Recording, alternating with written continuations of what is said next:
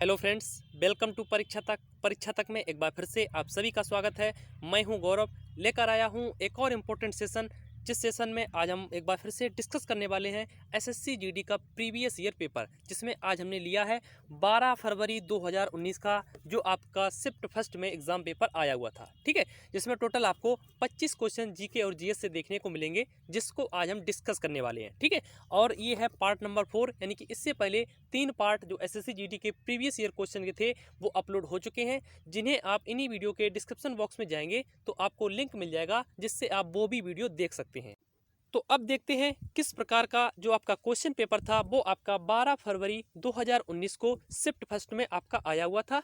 किस किस प्रकार के क्वेश्चन आपके आए हुए थे। ठीक है, तो देखते हैं पहला प्रश्न। पहले प्रश्न में आपसे क्या पूछा गया है। पहले प्रश्न में आपसे पूछा गया था, जम्मू कश्मीर को किस अनुच्छेद के तहत एक विशेष राज्य का दर्जा दिया गया था। बेसिकली यह बात तो आप सभी लोग जानते होंगे कि जम्मू कश्मीर को आर्टिकल नंबर 370 के तहत उसको एक विशेष राज्य का दर्जा दिया गया था। ठीक है, बट जो अब हम आपको उससे रिलेटेड जो भी पॉइंट बताएंगे उनको आप जरूर नोट करिएगा, क्योंकि ये पॉइंट आपसे आगामी एग्जामों में पूछे जा सकते हैं। ठीक है, तो अगर आपसे पूछ ले जम्मू कश्मीर में जो आर्टिकल नंबर 370 था उसको लागू कब किया गया या कब शुरू हुआ, तो याद रखिएगा सन 1949 यानी कि 1949 में जो जम्मू कश्मीर के शासक थे शेख अब्दुल्ला और भारत के पहले प्रधानमंत्री पंडित जवाहरलाल नेहरू के बीच में एक समझौता हुआ था, जिसके तहत जम्मू कश्मीर को एक विशेष राज्य का दर्जा दिया गया और धारा 370 को भारतीय संविधान में जम्मू कश्मीर के लिए जोड़ दिया गया। ठीक है, उसके बाद बात आती है कि इसको समाप्त कब किया गया, तो याद रखिएगा हमारे जो तत्कालीन गृह मंत्री हैं अमित शाह जी के द्वारा 5 अगस्त 2019 को यह घोषणा की गई कि जम्मू कश्मीर को अब 370 धारा से मुक्त किया जाता है और उसको एक केंद्र शासित राज्य बनाया जाता है, जिसके तहत 31 अक्टूबर 2019 को जम्मू कश्मीर को एक केंद्र शासित राज्य बना दिया गया। अब बात आती है 31 अक्टूबर को ही क्यों जम्मू कश्मीर को एक केंद्र शासित राज्य बनाया गया या 370 धारा को समाप्त किया गया, तो याद रखिएगा 31 अक्टूबर को जो हमारे सरदार वल्लभ भाई पटेल थे, जिन्होंने भारत का एकीकरण का जनक कहा जाता है, उन्हीं का जन्म दिवस था, जिनके तहत यहाँ पर जो आर्टिकल नंबर 370 था उसको समाप्त करके एक जम्मू कश्मीर को केंद्र शासित राज्य बना दिया गया। ठीक है, अब बात आती है कि जम्मू कश्मीर के पहले राज्यपाल कौन थे, तो याद रखिएगा जम्मू कश्मीर के जो पहले राज्यपाल थे वो थे युवराज करण सिंह। कौन थे? युवराज करण सिंह। ठीक है, अगर आपसे पूछ ले कि जम्मू कश्मीर के अंतिम जो राज्यपाल थे वो कौन थे, तो याद रखिएगा जो अंतिम वहां के राज्यपाल थे वो थे सत्यपाल मलिक। कौन थे? सत्यपाल मलिक। ठीक है, अगर आपसे पूछ ले जम्मू कश्मीर के पहले उपराज्यपाल कौन थे, तो पहले उपराज्यपाल जो वहां के बने थे वो बने थे गिरीश चंद्र मुर्मू। कौन बने थे? गिरीश चंद्र मुर्मू। ठीक है, अगर आपसे पूछ ले वर्तमान में वहां के उपराज्यपाल कौन है, तो याद रखिएगा मनोज सिन्हा जी वहां पर वर्तमान में उपराज्यपाल है। ठीक है, पहले राज्यपाल पूछ ले तो वो हो जाएंगे युवराज करण सिंह, अंतिम राज्यपाल पूछ ले तो वो हो जाएंगे सत्यपाल मलिक, अगर पहले उपराज्यपाल पूछ ले तो वो आपके हो जाएंगे गिरीश चंद्र मुर्मू, अगर वर्तमान में उपराज्यपाल पूछ ले तो याद रखिएगा मनोज सिन्हा। ठीक है, उसके बाद बात आती है जम्मू कश्मीर का जो एक प्रमुख लोक नृत्य है उसको याद रखिएगा, जो राउफ लोक नृत्य है वो वहाँ का प्रसिद्ध लोक नृत्य है और वहाँ की जो ऑफिशियल भाषा है वो है आपकी उर्दू। ठीक है, 2-4 पॉइंट आप और नोट करिएगा। अगर आपसे पूछ ले जम्मू कश्मीर का जो इतिहास है वो किस पुस्तक में वर्णित है, तो याद रखिएगा कल्हड़ के द्वारा जो राज तरंगिणी नामक पुस्तक लिखी गई थी उसमें जम्मू कश्मीर का इतिहास वर्णित है। कौन सी पुस्तक है? उस पुस्तक का आप नाम नोट करिएगा, राज तरंगिणी, जिसको कि कल्हड़ के द्वारा लिखा गया था। ठीक है, और जम्मू कश्मीर में जो श्रीनगर है झेलम नदी के किनारे उसको अशोक के द्वारा बसाया गया था। ठीक है, और जम्मू कश्मीर के कुंडलवन कश्मीर में ही चतुर्थ बौद्ध संगीति कनिष्क के शासन काल में हुई थी। ठीक है, और जम्मू कश्मीर में ही है तुलबुल परियोजना। कौन सी परियोजना है? तुलबुल परियोजना। बेसिकली हमने जितने भी पॉइंट थे जम्मू कश्मीर से बनने वाले सभी को बता दिया है, आप जरूर नोट कर लीजिएगा। अगर अब आपका कोई भी जम्मू कश्मीर से रिलेटेड आपका पॉइंट बनता है तो आपका इससे बाहर कुछ भी नहीं होगा। ठीक है, तो सबको आप नोट कर लीजिएगा। चलिए अब देखते हैं अगला प्रश्न। आते हैं प्रश्न नंबर 2। तो प्रश्न नंबर 2 पर आने से पहले हम आपको बता दें, अगर आप तैयारी कर रहे हैं एयरफोर्स, नेवी, एमआर या फिर एसएसआर डबल ए, एनडीए की, एसएससी जीडी की, तो आप हमारे चैनल को सब्सक्राइब जरूर कर लें अगर चैनल पर नए हो। और अगर आप चाहते हैं कि आप वही पढ़ें जो आपके एग्ज़ाम से रिलेटेड हो और एग्ज़ाम में पूछा जाता हो, तो हम सिर्फ वही पढ़ाते हैं जो आपके एग्ज़ाम के दृष्टिकोण से इम्पोर्टेंट होता है, ठीक है। और जो भी हमारे जो भाई लोग हैं वो एयरफोर्स, नेवी और एनडीए की तैयारी कर रहे हैं, वो लास्ट तक जरूर रुकिएगा, क्योंकि हम उनके लिए एक अनाउंसमेंट भी करने वाले हैं, ठीक है। अगर वीडियो अच्छा लगे आपको तो लाइक जरूर करिएगा, ठीक है। चलिए देखते हैं अगला प्रश्न। और अगर आप चाहते हैं कि डेली इसी तरह एसएससी जीडी के एक पेपर का डेली डिस्कशन किया जाए, तो आप लोगों को, सभी लोगों को इस वीडियो को ज़्यादा से ज़्यादा शेयर करना है, ज़्यादा से ज़्यादा लाइक करना है, दोस्तों को जोड़ना है, ताकि हम आपके लिए डेली इसी तरह एक पेपर को डिस्कस करते रहें, ठीक है। जिससे आपको 2021 में जो आपका एग्ज़ाम आने वाला है एसएससी जीडी का, उसको आपसे इस क्वेश्चन पेपर से आपको हेल्प मिल सके, ठीक है। चलिए देखते हैं अब अगला प्रश्न। प्रश्न नंबर 2 में आपसे पूछा गया है, अर्थशास्त्री जिन्होंने 1998 में नोबेल पुरस्कार प्राप्त किया था। नोबेल पुरस्कार अगर पूछ ले कि ऐसे कितने भारतवंशी हुए हैं जिनको अर्थशास्त्र में नोबेल मिल चुका है, तो याद रखिएगा अभी ऐसे 2 भारतवंशी हुए हैं जिनको अर्थशास्त्र के क्षेत्र में नोबेल मिला हुआ है, ठीक है। अगर पूछ ले नोबेल कितने क्षेत्रों में दिया जाता है, तो याद रखिएगा टोटल 6 क्षेत्रों में दिया जाता है। पहला जो अर्थशास्त्र में नोबेल भारतवंशी को मिला था, वो मिला था अमर्त्य सेन को। किसको मिला था? अमर्त्य सेन को, जो कि 1998 में मिला था। और दूसरे जो भारतवंशी हुए हैं जिनको अर्थशास्त्र में नोबेल मिला हुआ है, वो आपके हो जाएंगे अभिजीत बनर्जी। कौन हो जाएंगे? अभिजीत बनर्जी, ठीक है। 2 ही ऐसे व्यक्ति हुए हैं। एक नोबेल पुरस्कार से आपसे क्वेश्चन और बनता है, अगर आपसे पूछ ले भारत के ऐसे पहले व्यक्ति कौन है जिनको नोबेल मिला हुआ है, तो याद रखिएगा 1913 में। कब? 1913 में रविन्द्रनाथ टैगोर को उनकी पुस्तक गीतांजलि के लिए मिला हुआ था, ठीक है। ऐसा अवार्ड पाने वाले यह भारत के ही नहीं एशिया के पहले व्यक्ति भी थे। कौन थे? रविन्द्रनाथ टैगोर, जिनको कि 1913 में गीतांजलि पुस्तक के लिए यह नोबेल जो अर्थशास्त्र का साहित्य का जो नोबेल था वो मिला हुआ था, ठीक है। चलिए देख लेते हैं अगला प्रश्न। प्रश्न नंबर 3 कह रहा है, भारतीय संविधान की नागरिकत्व की धारा किससे प्रेरित है? यानी कि आपसे पूछ रहा है भारतीय संविधान में जो सिटीजनशिप के लिए, जो नागरिकता के लिए प्रणाली है, वो किस देश के संविधान से भारत ने ली हुई है? तो वो भारत ने ली हुई है यूनाइटेड किंगडम यानी इंग्लैंड से। जो सिटीजनशिप के लिए धारा है या फिर आर्टिकल नंबर है, वो इंग्लैंड से ली हुई है, ठीक है। एक प्रश्न और बनता है, आपसे अगर पूछ ले भारत में किस प्रकार की नागरिकता की प्रणाली है, तो याद रखिएगा एकल नागरिकता की प्रणाली भारत में लागू है। कौन सी नागरिकता प्रणाली? एकल नागरिकता की प्रणाली, ठीक है। फिर अगर आपसे पूछ ले कि जो नागरिकता यानी सिटीजनशिप के लिए कौन सा आर्टिकल नंबर है, तो याद रखिएगा 5 से लेकर जो 11 तक आर्टिकल नंबर है वो हमारे सिटीजनशिप के लिए ही है, ठीक है। और 1 से 4 तक जो है वो राज्य और केंद्र शासित राज्यों से संबंधित है, ठीक है। उसके बाद ऑप्शन नंबर ए में लिखा हुआ है आयरलैंड।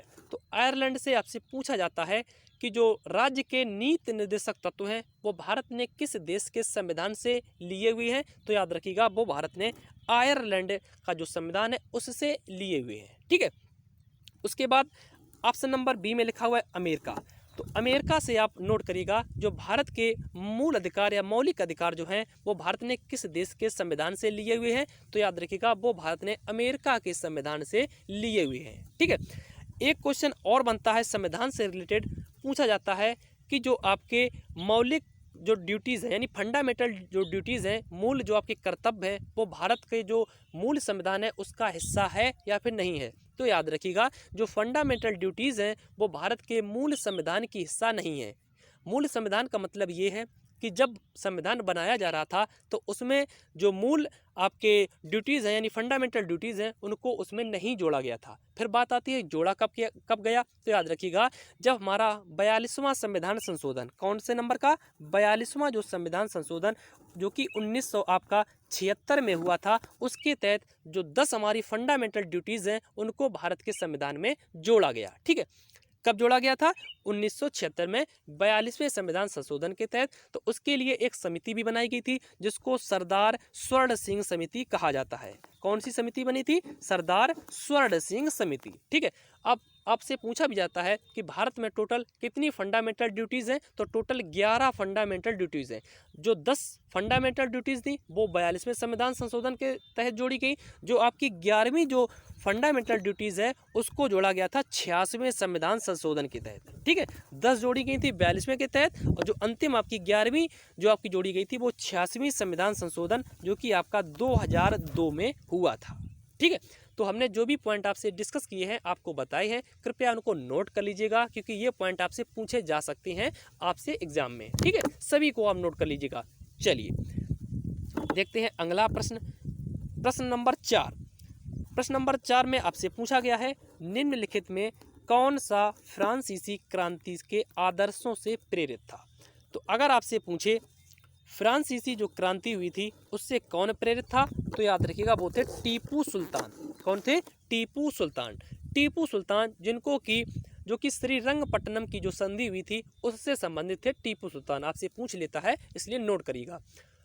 एक टीपू सुल्तान थे। एक क्वेश्चन और बनता है, वो बेसिकली पूछा भी जाता है कि दुनिया का पहला मिसाइल मैन किसको कहा जाता है। क्या कहा जाता है? दुनिया का जो पहला मिसाइल मैन है वो किसको कहा जाता है, तो याद रखिएगा टीपू सुल्तान को दुनिया का पहला मिसाइल मैन माना जाता है। ठीक है, चलिए अब देखते हैं अगला प्रश्न, प्रश्न नंबर 5 कह रहा है लठमार होली कहाँ आयोजित की जाती है। तो लठमार जो होली है वो बेसिकली आपके उत्तर प्रदेश के बनारस और जो आपका नंदगांव यानी मथुरा का क्षेत्र जो पड़ता है वहाँ पर लठमार होली आयोजित की जाती है। ठीक है, तो इसलिए जो इसका राइट ऑप्शन हो जाएगा वो हो जाएगा आपका ऑप्शन नंबर सी। ठीक है, चलिए देखते हैं अगला प्रश्न, प्रश्न नंबर 6 क्या कह रहा है भारत के न्याय तंत्र में अदालतों का पदानुक्रम शामिल है जिसमें सर्वोच्च है। तो अदालतों में जो सर्वोच्च स्थान माना जाता है वो बेसिकली आपका ग्राम पंचायत को माना जाता है। ठीक है, क्योंकि ग्राम पंचायत से ही अदालत का जो सीढ़ी है वो ऊपर चढ़ना शुरू होती है। ठीक है, इसलिए जो इसका राइट ऑप्शन हो जाएगा वो हो जाएगा ग्राम पंचायत, यानी कि ऑप्शन नंबर जो बी लिखा हुआ है वो इस प्रश्न के लिए राइट हो जाएगा। चलिए अब बात करते हैं क्वेश्चन नंबर 7 की। कह रहा है हवा महल कौन से शहर में स्थित है। अगर आपसे पूछे हवा महल के बारे में तो यह राजस्थान के जयपुर शहर में स्थित है। कहाँ पर स्थित है? राजस्थान के जयपुर शहर में, यानी कि ऑप्शन नंबर ए इसका राइट हो जाएगा। ठीक है, हवा महल के बारे में एक दो पॉइंटों को मैं नोट करा रहा हूँ, उनको जरूर आप नोट करिएगा। बेसिकली आप उन पॉइंटों को जरूर नोट करिएगा जो हम आपको एक्स्ट्रा बताते हैं। एक्स्ट्रा पॉइंट जो वही हम बताते हैं जो आपके एग्जाम के पॉइंट ऑफ व्यू से इम्पोर्टेंट होते हैं। अगर आपसे पूछ ले ये जो हवा महल था यह बनाया कब गया था, तो इसको आप नोट करिएगा। इसको बनाया गया था 1799 में। कब बनाया गया था? 1799 में। फिर अगर आपसे पूछ ले इसको बनाने का काम किसने किया था, तो याद रखिएगा सवाई जो आपके प्रताप सिंह थे। कौन थे? सवाई प्रताप सिंह। इन्होंने ही हवा महल को बनवाने का काम किया था। ठीक है, एक पॉइंट आपसे और पूछा जाता है कि हवा महल के वास्तुकार कौन थे, यानी आर्किटेक्चर जो थे इसको बनाने का जो स्ट्रक्चर दिया था वो किसने दिया था, तो याद रखिएगा इसका स्ट्रक्चर दिया था लालचंद्र उस्ताद ने। किसने दिया था? लालचंद्र उस्ताद ने। ठीक है, 1799 में सवाई प्रताप सिंह ने बनवाया और इसके जो वास्तुकार थे वो थे लालचंद्र उस्ताद। ठीक है, चलिए देखते हैं अगला प्रश्न, प्रश्न नंबर 8 कह रहा है लक्षद्वीप द्वीप समूह डैश में स्थित है। तो लक्षद्वीप जो द्वीप समूह है वो आपके अरब सागर में स्थित है। कहाँ पर स्थित है? अरब सागर में। ठीक है, लक्षद्वीप में ही पड़ता है मिनकॉय द्वीप। कौन सा? मिनकॉय। आपसे अगर पूछ ले कि मिनकॉय जो द्वीप है वो कहाँ पर पड़ता है, तो याद रखिएगा वो आपके लक्षद्वीप में पड़ता है। ठीक है, चलिए देखते हैं अगला प्रश्न, प्रश्न नंबर 9 कह रहा है भारतीय उपखंड में जन्म लेने वाले कौन सी भक्ति संगीत सूफी भक्ति संगीत का रूप है। ठीक है, तो सूफी भक्ति का जो रूप एक माना जाता है इन ऑप्शनों में से वो माना जाता है बेसिकली कव्वाली को। किसको माना जाता है? कव्वाली को। कव्वाली जिसका जन्मदाता या इसकी उत्पत्ति कह लें वो अमीर खुसरो को माना जाता है। किसको माना जाता है? अमीर खुसरो को। ठीक है, चलिए देखते हैं अगला प्रश्न, प्रश्न नंबर 10 पूछ रहा है निम्न में कौन सा धातु सबसे अधिक तन्य है। तन्य का पहले तो हम आपको मतलब बता देते हैं। तन्य वो चीज़ होती है जिसमें आपको पीटने या ठोकने पर वो बिना टूटे किसी आकार में परिवर्तित हो जाती है, उसको तन्य कहा जाता है। ठीक है। तो पूछा गया था इनमें से कौन सी धातु सबसे अधिक तन है, तो सबसे जो अधिक तन है वो आपकी हो जाएगी सोना। सोना जिसको कि AU से डिनोट करते हैं, किससे? AU से, ठीक है। चांदी अगर पूछ ले तो उसको AG से, तांबा अगर पूछ ले तो CU से, अगर एल्यूमिनियम पूछ ले तो AL से डिनोट करते हैं, ठीक है। चलिए तो देखते हैं अगला प्रश्न। तो अगले प्रश्न पर बढ़ने से पहले अगर आप इस सेशन को एंजॉय कर रहे हैं, आपको हमारा जो सेशन है वो पसंद आ रहा है, हमारी जो लैंग्वेज है, हमारा जो एक्सप्लेन है वो आपको अच्छा लग रहा है, तो प्लीज़ वीडियो को लाइक ज़रूर करिएगा और ज़्यादा से ज़्यादा शेयर करिएगा। अगर चैनल पर नए हैं तो चैनल को प्लीज़ सब्सक्राइब करके बेल आइकन ज़रूर दबा दीजिएगा, ताकि कोई भी हमारी न्यूज या कोई भी वीडियो अपलोड होता है तो आपके पास जो नोटिफिकेशन है वो समय पर आ सके, ठीक है। अगर इस वीडियो की आप PDF पाना चाहते हैं तो इसी वीडियो के डिस्क्रिप्शन बॉक्स में आप जाएंगे तो वहाँ आपको लिंक मिल जाएगा, जिससे आप इस वीडियो की PDF भी पा सकते हैं, ठीक है। हमसे आप अब टेलीग्राम पर भी जुड़ सकते हैं, टेलीग्राम का लिंक भी हम इसी वीडियो के डिस्क्रिप्शन बॉक्स में लगा देंगे, उससे भी आप आसानी से हमसे टेलीग्राम पर जुड़ सकते हैं। उस पर आपको डेली करंट अफेयर्स का जो PDF है वो भी मिलेगा, आपको डेली क्विज भी करवाई जाएगी और जो भी आपका मटेरियल होगा एग्जाम से रिलेटेड वो भी आपको प्रोवाइड कराया जाएगा, ठीक है। इसी वीडियो के डिस्क्रिप्शन बॉक्स में आपको लिंक मिल जाएगा। चलिए देखते हैं अगला प्रश्न। प्रश्न नंबर 11 पूछा जा रहा है, निम्न में कौन सिंधु नदी की उपनदी नहीं है? यानी कि आपसे पूछा गया है सिंधु नदी जो है उसकी सहायक नदी या उपनदी इन ऑप्शन में से नहीं है, ठीक है। अगर आपसे चिनाब कह लें तो चिनाब भी सिंधु नदी की सहायक नदी है, झेलम लिखा हुआ है ये भी सिंधु नदी की सहायक नदी है, रावी भी सिंधु नदी की सहायक नदी है, बट जो गंगा लिखा हुआ है यह सिंधु नदी की सहायक नदी नहीं है। इसलिए जो इसका राइट ऑप्शन हो जाएगा वो हो जाएगा आपका ऑप्शन नंबर A, यानी कि गंगा नदी, ठीक है। अब बात आती है सिंधु नदी की, इनसे बनने वाले जो भी मैं पॉइंट बताऊंगा उनको आप जरूर नोट करिएगा।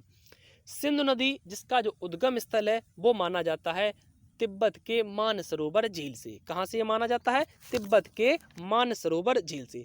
अभी आपका जो 1 मार्च को दिल्ली फॉरेस्ट गार्ड का पेपर हुआ था उसमें ये क्वेश्चन पूछा गया था कि सिंधु नदी जो है उसको तिब्बत में किस नाम से जाना जाता है? तो याद रखिएगा सिंधु नदी को तिब्बत में सिनका बाब नाम से जाना जाता है। इसको आप नोट करिएगा, किस नाम से जाना जाता है? सिनका बाब, ठीक है। सिंधु नदी को तिब्बत में इस नाम से जाना जाता है। सिंधु नदी जो है वो पाकिस्तान की सबसे लंबी नदी है। कहाँ की नदी लंबी नदी है? तो पाकिस्तान की सबसे लंबी नदी है सिंधु नदी, ठीक है।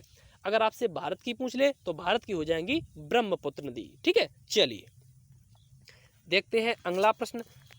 प्रश्न नंबर 12 कह रहा है डैश प्रायः प्रकृति में रेतीली और गुड़ में लवड़ी होती है। यानी कि आपको बताना है कौन सी ऐसी मिट्टी है जो प्रकृति के रूप में रेतीली और लवड़ी होती है। तो वो आपकी मिट्टी हो जाएगी शुष्क मिट्टी। कौन सी हो जाएगी? शुष्क मिट्टी, यानी कि ऑप्शन नंबर जो B लिखा हुआ है वो इस प्रश्न के लिए राइट हो जाएगा, ठीक है। उसके बाद ऑप्शन नंबर A में लिखा हुआ है काली मिट्टी। तो काली मिट्टी से एक पॉइंट आपसे पूछा जाता है कि जो कपास की खेती है उसके लिए जो सर्वाधिक अच्छी मिट्टी मानी जाती है वो कौन सी मिट्टी मानी जाती है? तो वो काली मिट्टी मानी जाती है, ठीक है। चलिए देखते हैं अगला प्रश्न। प्रश्न नंबर 13 कह रहा है डैश जम्मू कश्मीर के बंजारी हैं। यानी कि जो ऑप्शन दिए गए हैं आपके गद्दी चरवाहे, भूटिया, गुज्जर बकरवाल, शेरपा, इन ऑप्शन में से कौन से ऐसे चरवाहे हैं जो जम्मू कश्मीर से स्थित है या जम्मू कश्मीर से रिलेटेड हैं? तो वो आपके हो जाएंगे गुज्जर बकरवाल। कौन हो जाएंगे? गुज्जर बकरवाल जो बंजारे हैं वो जम्मू कश्मीर में पाए जाते हैं, ठीक है। ऑप्शन नंबर A में लिखा हुआ है गद्दी चरवाहे। तो अगर आपसे गद्दी चरवाहे के बारे में पूछ ले तो ये हिमाचल प्रदेश की सीमा में पाए जाते हैं गद्दी चरवाहे, ठीक है। तो दोनों पॉइंटों को आप नोट कर लीजिएगा। चलिए देखते हैं अगला प्रश्न। अब बढ़ते हैं क्वेश्चन नंबर 14 की तरफ। क्वेश्चन नंबर 14 में आपसे पूछा गया है राजीव गांधी खेल रत्न पुरस्कार पाने वाले सबसे कम उम्र के खिलाड़ी कौन है? पहले तो हम डिस्कस करते हैं राजीव गांधी खेल रत्न पुरस्कार से बनने वाले जितने भी पॉइंट होंगे उन सभी को हम डिस्कस करते हैं। इन सभी पॉइंटों को आप एक तरफ नोट जरूर कर लीजिएगा, ठीक है। अगर आपसे पूछ ले कि राजीव गांधी खेल रत्न पुरस्कार की शुरुआत कब से हुई तो याद रखिएगा इसकी शुरुआत 1991 कब से? 1991 से राजीव गांधी खेल रत्न पुरस्कार की शुरुआत हुई थी, ठीक है। फिर आपसे पूछेगा कि राजीव गांधी खेल रत्न पुरस्कार पाने वाले पहले खिलाड़ी कौन थे? तो याद रखिएगा जो राजीव गांधी खेल रत्न पुरस्कार पाने वाले पहले खिलाड़ी थे वो थे चेस मास्टर विश्वनाथ आनंद। कौन थे? हमारे जो शतरंज के खिलाड़ी हैं विश्वनाथ आनंद, उनको सबसे पहला राजीव गांधी खेल रत्न पुरस्कार दिया गया था। ठीक है, उसके बाद अगर आपसे पूछ ले कि राजीव गांधी खेल रत्न पुरस्कार में टोटल जो पूंजी राशि है वो कितनी दी जाती है, तो 25 लाख जो राशि है वो राजीव गांधी खेल रत्न पुरस्कार पाने वाले खिलाड़ी को दी जाती है। ठीक है, उसके बाद आपसे पूछेगा कि राजीव गांधी खेल रत्न पुरस्कार 2020 में किसको किसको दिया गया, तो याद रखिएगा रोहित शर्मा, मरियप्पा थंगावेलु, मानिका बत्रा, विनेश फोगाट और रोहित शर्मा को राजीव गांधी खेल रत्न पुरस्कार 2020 में दिया गया था। ठीक है, एक पॉइंट आप और नोट करिएगा जो कि इस क्वेश्चन में भी पूछा गया है कि राजीव गांधी खेल रत्न पुरस्कार पाने वाले सबसे कम उम्र के खिलाड़ी कौन थे, तो वो आपके थे कौन? अभिनव बिंद्रा। कौन थे? अभिनव बिंद्रा। अभिनव बिंद्रा एकमात्र ऐसे खिलाड़ी हैं जिन्होंने भारत को ओलंपिक में स्वर्ण पदक दिलाया हुआ है। ठीक है, ये नोट करिएगा। अगर आपसे पूछ ले भारत के एकमात्र ऐसे कौन से खिलाड़ी हैं जिन्होंने ओलंपिक में स्वर्ण पदक जीता हुआ है, तो याद रखिएगा वो है अभिनव बिंद्रा, जो कि निशानेबाजी से संबंधित है। इन्होंने बीजिंग ओलंपिक में 10 मीटर एयर पिस्टल राइफल में भारत को स्वर्ण पदक दिलाया हुआ था। ठीक है, तो नोट कर लीजिएगा सभी को और बढ़ जाते हैं अगले प्रश्न की ओर। अब बात आती है क्वेश्चन नंबर 15 की। कह रहा है जून 2018 भारतीय फुटबॉल खिलाड़ी दुनिया के दूसरे सबसे ज़्यादा गोल करने वाले खिलाड़ी हैं। तो जून 2018 तक अगर देखा जाए तो दुनिया के दूसरे नंबर के जो खिलाड़ी हैं गोल करने के मामले में वो हैं भारत के सुनील छेत्री। कौन है? भारत के सुनील छेत्री। यानी कि ऑप्शन नंबर जो डी लिखा हुआ है वो इस प्रश्न के लिए राइट हो जाएगा। ठीक है, उसके बाद जो बांचिंग भूटिया लिखा हुआ है ऑप्शन नंबर ए में, तो याद रखिएगा बांचिंग भूटिया के नाम से सिक्किम में एक स्टेडियम भी बनाया जा रहा है। इसको भी आप नोट कर लीजिएगा। ठीक है, चलिए देखते हैं अगला प्रश्न। अब बात करते हैं क्वेश्चन नंबर 16 की। कह रहा है गांधी इरविन समझौता किस आंदोलन से संबंधित है। पहले तो हम बात करते हैं कि गांधी और इरविन के बीच में जो समझौता हुआ था वो हुआ कब था, तो उसको आप नोट करिएगा 5 मार्च 1931 को गांधी और इरविन के बीच में एक समझौता हुआ था जिसको गांधी इरविन समझौता के नाम से भी जाना जाता है। ठीक है, अब हम आपको बताते हैं किस प्रकार से आप ऑप्शन को एलिमिनेट करके इस क्वेश्चन का जवाब दे सकते हैं। ऑप्शन नंबर बी में लिखा हुआ है रौलट एक्ट। तो रौलट एक्ट जो भारत में आया था वो आया था 1919 में, तो ये तो हो नहीं सकता। उसके बाद ऑप्शन नंबर सी में लिखा हुआ है भारत छोड़ो। तो भारत छोड़ो जो आंदोलन शुरू हुआ था वो हुआ था 8 अगस्त 1942 को, तो ये भी नहीं हो सकता। उसके बाद ऑप्शन नंबर जो डी लिखा हुआ है असहयोग आंदोलन, तो ये जो शुरू हुआ था वो 1920 में हुआ था, तो ये भी नहीं हो सकता।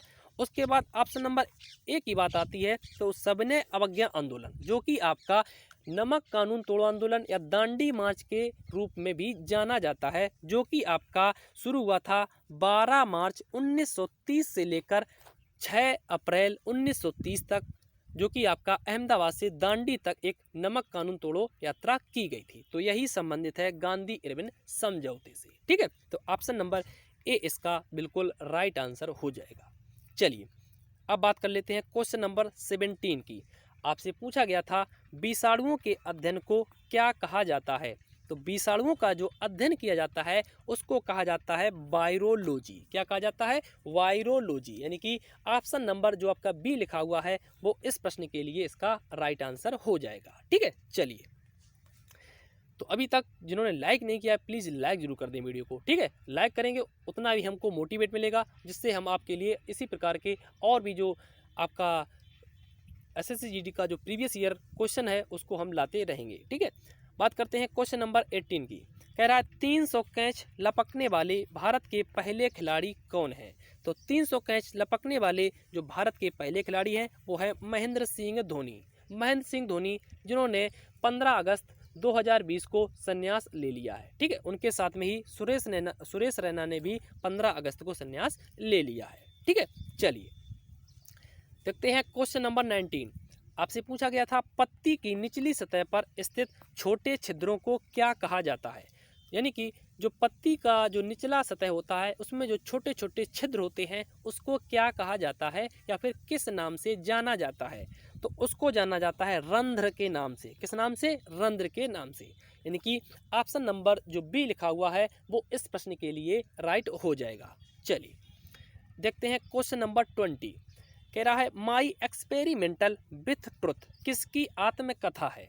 तो माई एक्सपेरिमेंटल विथ ट्रुथ जो आत्मकथा है ये है महात्मा गांधी जी की। किसकी है? महात्मा गांधी जी की। यानी कि ऑप्शन नंबर जो सी लिखा हुआ है वो इस प्रश्न का राइट हो जाएगा। ठीक है, चलिए देखते हैं क्वेश्चन नंबर 21।